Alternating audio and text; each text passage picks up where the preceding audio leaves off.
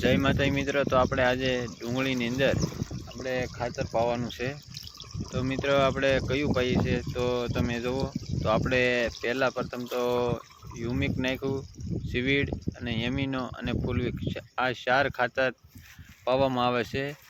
અને આ ત્રીજા પાણે અમે ખાતર પાઈએ છીએ। તો મિત્રો આ વિડીયો છે તો તમે પૂરો જોઈ લ્યો। આપણે આ પાણી ચાલે છે અત્યારે।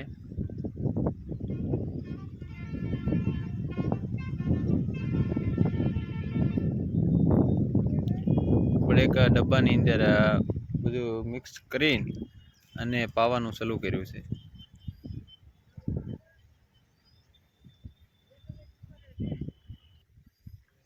હ્યુમિક, એમિનો અને સીવીડ અને ફુલવિક એસિડ, આ 4 ખાતર પાવાથી આપણને સારામાં સારું રિઝલ્ટ મળે છે। અને બીજા નંબરમાં કે આપણે મૂળવટનો વધારો થાય અને કુણપ પણ ડુંગળી પકડે છે।